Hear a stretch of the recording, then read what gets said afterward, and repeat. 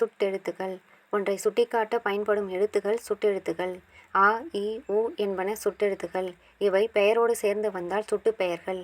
அவன், இது, உவன் சுட்டுப்பெயர்கள். உ முன்பு வழக்கில் இருந்துள்ளது. உதுக்கான் என்றால் சற்று தொலைவில் பார். உப்பக்கம் என்றால் முதுகு பக்கம். உம்பர் என்றால் மேலே. எடுத்துக்காட்டு: ஊழையும் உப்பக்கம் காண்பர். திருக்குறள். உ இன்றைய வழக்குகளில் இல்லை. அகச்சுட்டு: சொல்லின் உள்ளேயே இருந்து பொருள் தரும். சுட்டெழுத்தை நீக்கினால் பொருள் தராது. எடுத்துக்காட்டு: அவன், இவன். புறச்சுட்டு: சொற்களுக்கு புறத்தே இருந்து பொருள் தரும். சுட்டெழுத்தை நீக்கினாலும் பொருள் தரும். எடுத்துக்காட்டு: அப்பையன், இப்பெண், இவ்வீடு, அம்மரம். அண்மை சுட்டு: அண்மையில் உள்ள பொருளை சுட்டுவது. இகரம் அண்மை சுட்டாக பயன்படுகிறது. எடுத்துக்காட்டு: இப்பையன், இப்புள்ளி, இவன், இவள், இது. சேய்மை சுட்டு: தொலைவில் உள்ள ஒன்றை சுட்டுவது. அகரம் சேய்மை சுட்டாக பயன்படுகிறது.